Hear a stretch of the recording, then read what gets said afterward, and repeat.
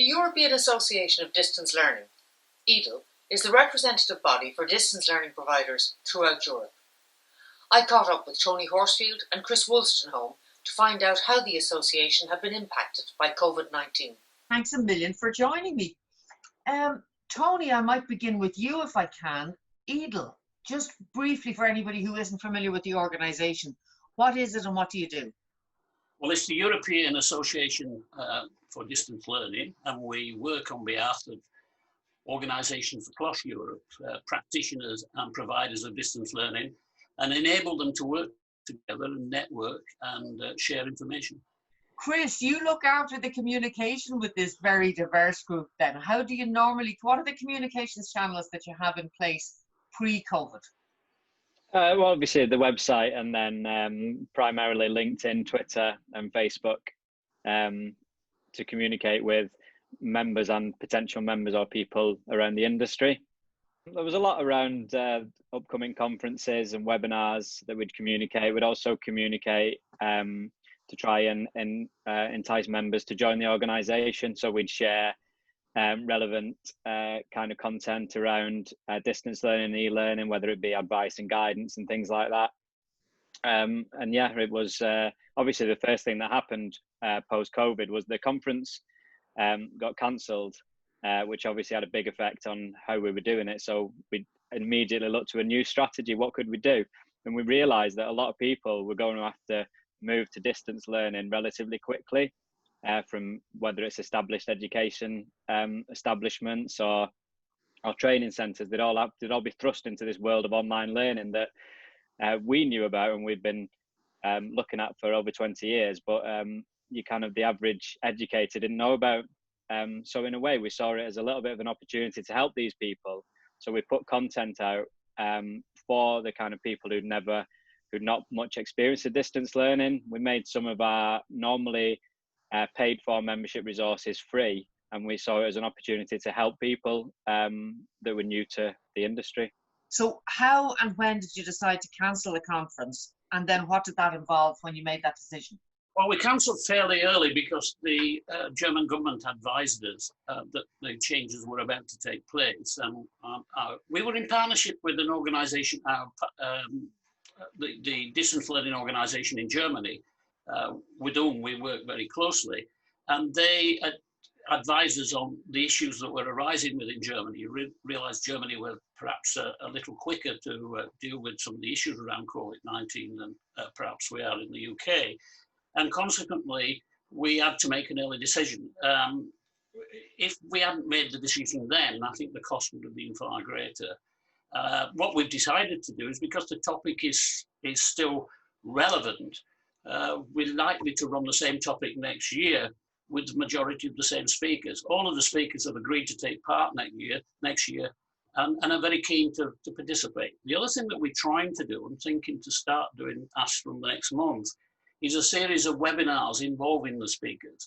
So what we hope to do is bring the speakers to our members and others over the period of the year. And then we'll look at what topics we do in addition to those at the conference in May, on the 6th and 7th next year.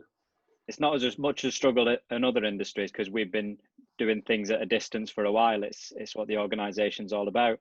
And there's a few different kind of members. There's some that had a completely 100% online offering already who haven't been kind of affected at all. So from their point of view, maybe it's more marketing and sales kind of advice that they want. How do they get out there even more? The market's increased in a way. They also got the people that were kind of 50-50, maybe a blended learning. So there was part of their courses were online and part of them were in kind of establishments. So they're looking to find how to adapt their normal physical training. How do you take that online when there was already an online element of it? And then I suppose the third element is people that are pretty much 95% traditional and just a little bit online, and they needed to kind of, how do we move 95% of our training online, which even for people who know a bit about distance learning is no mean feat kind of thing. So it's trying to get that balance of information that suits all these different kind of categories of organisation that we serve, as well as as newcomers, because one of the things we've got to remember now is after this is over, we're not going back to how it was. There's going to be a new normal. We definitely feel that e-learning and distance learning will be an industry that grows a lot and will be here to stay.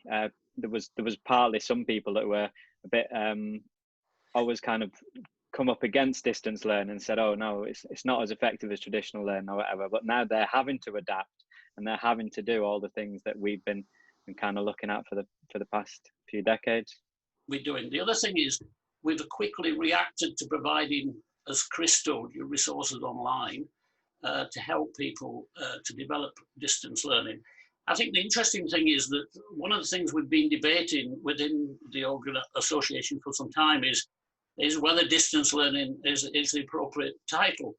And the first thing I think we've discovered is distance learning and distance as a word is becoming now fashionable again.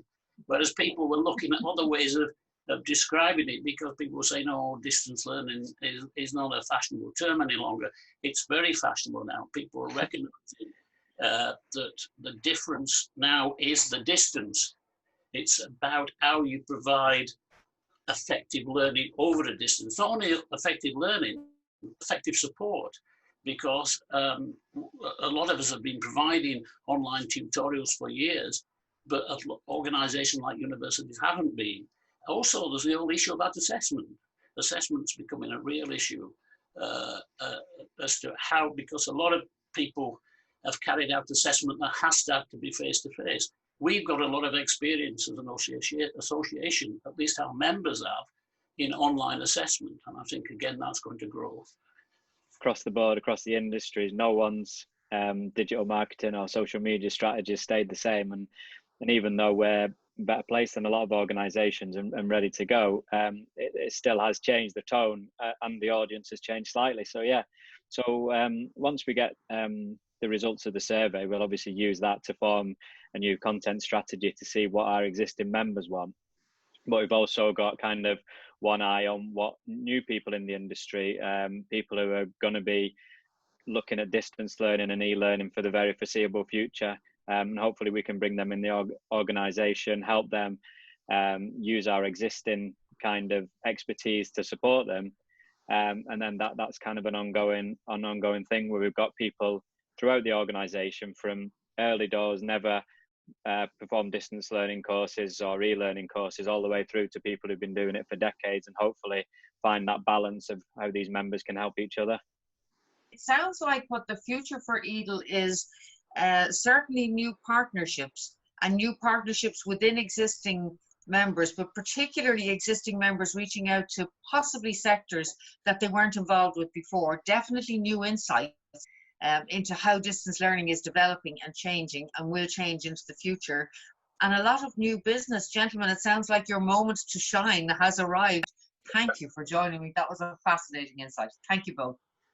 This is a tough time for organisations who are struggling to remain relevant to their members. For me, there were 4 key takeaways from this interview. First is the power of connectivity and relationships. Their German colleagues signalled that the government there was likely to introduce compulsory social distancing, which allowed the organisation to cancel the conference early in the year. This had budget implications and saved them a lot of money. The ability to adapt your social media strategy. EADL quickly recognised that the COVID-19 pandemic created an opportunity for their membership organisation to provide help and guidance to people who were entering the online market for the first time. This created an opportunity to attract new members. Providing relevant content with real value. EADL threw out their existing social media strategies and created entirely new content which would better serve the needs of their existing and future members. Finally, the vision to see opportunity in a crisis. The organisation also found that the crisis created an opportunity for EADL to develop and enhance its contacts with the university level, who were traditionally reluctant to teach by distance learning. This allowed EADL to create introductions for their members and keep their organisation front and centre of their minds. Essential online training solutions for communications professionals. The PR Training Academy.